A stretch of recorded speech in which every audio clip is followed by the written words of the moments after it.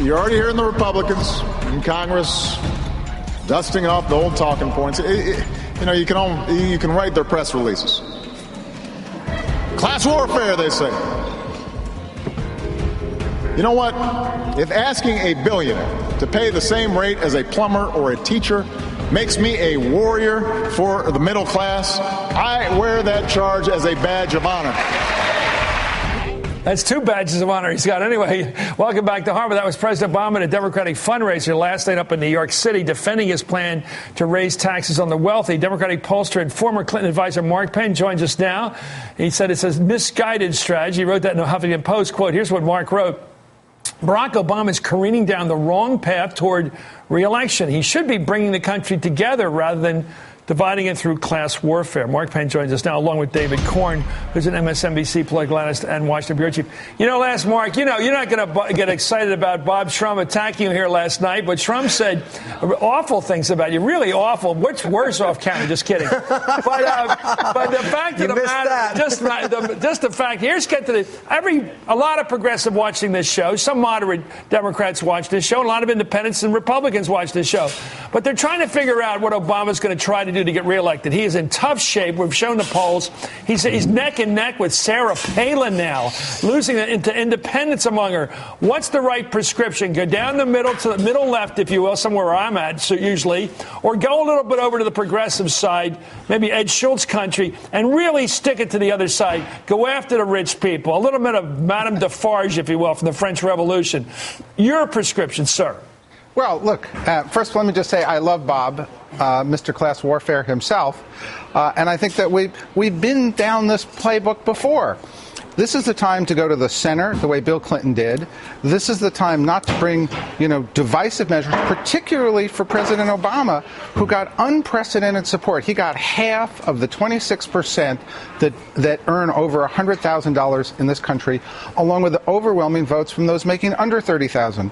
He has to bring those groups together the way he did in the last presidential election, and this is the wrong way to do that. But we've got a Gallup poll. I want to just flash it by you right now. A Gallup poll that shows that 66, 2/3 of the people out there, say go after those people that make over $200K. Well, let me just say that those polls have been that way for a long time. A majority will always be for taxing a minority, but at the polls, it doesn't seem to play out that way. Obama won by 6 or 7 points last time. 3 of those points came from the over 200,000 crowd. They switch. He's in a head-to-head race or losing. What's happening is he has to bring people together. The divisive strategy doesn't work. Moving to the center, being for smaller activist government, and isolating the Republicans as being against Medicare, Medicaid, education, and the environment, that's the strategy that worked, not for being for trillions of dollars of tax let me increases. get David Corn. David, it seems like he's been in the middle of the road for a long time now, right. And he's gotten stuck in the middle of the road, and the people don't like the fact he seems to be wishy-washy. Well, there are 2 levels to this. One is the negotiating position, one is the messaging. I mean, Mark even just conceded that most polls show you get 60 to 70%. I have a list of 20 polls here. If you talk about Obama's approach to balancing the budget with a combination of cuts and some revenue increases. But also there's the negotiating stance, which is every time he's come out there and try to take a more center position, the Republicans this year have kicked him in the teeth. He can't negotiate from that position. It was Bill Clinton back in 1992. Okay, let him decipher that. That's a good question. Who raised taxes. Okay, you're saying don't be a lefty, but doesn't he have to start on the left to get to the center in any final deal on anything to do with debt reduction? No, he has to take a strong position rejecting the extreme Republican ideology. You have to say, look, the Republicans don't want a smaller government. They want to eliminate Medicare and Social Security. They don't like those programs. Look, me, President Obama, I'm going to protect them. I'm going to figure out how to have a smaller activist government.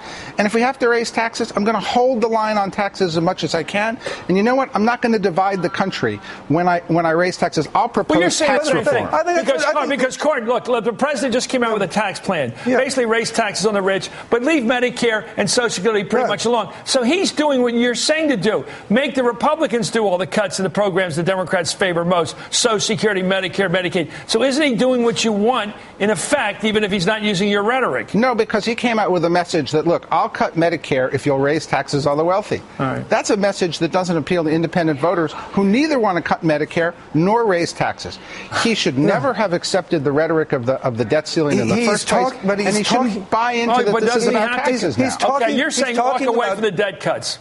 Well, he's talking about going back to the Clinton era level of taxation when Mark Penn was advising Bill Clinton. Okay, let's not get into personal. No, I'm not being personal, but I mean, this is what he's talking about. It's not a dramatic. It's not a dramatic raise. I want a prescription, guys. I want to know about the policies. I want him to hear it too. Go ahead. It's not about the policies. What's the message the American public is hearing? They're hearing that he's for trillions of dollars of tax increases. He's going into an election with a Walter Mondale-like strategy. He's got to change it. He's got to make the Republicans pay a price. I agree with that. Just as Clinton made the Republicans pay a big price by holding tough on the negotiations. But he's got to be for expanding the economy by going out in the international economy, in innovation programs, and putting money into new areas. He's not doing that. That's not his message. Mark, from the State of the Union on, he's talked about education, innovation, and building. He's done that with the job speech, and he gets no traction from the right. I mean, I don't understand what you want him to do when he's dealing with a bunch of hostage takers. I think if you look at his jobs plan, a lot of that is stuff that, as he says, has been supported in the past by Republicans. It all polls pretty damn well, whether there's good policy or not. I mean, and he has talked about trying to come up with a reasonable approach to deficit without going overboard. I want to learn something tonight. Why is it, Mark, and you know this better than I do, how come this week my lefty friends, the dude blog me and email me all the time, and I mean they're happy to be called left, they are thrilled with this president this week because they say finally he's listening to us, finally he's going after the rich who aren't paying their share. Why are they so, isn't this animating the base by doing what he's doing? Well, right, but doesn't that tell you everything you need to know? If it's animating the base, what's it doing to independent voters? He's gone straight down since he got into the budget negotiations because he became about raising taxes, not about limiting the size of government.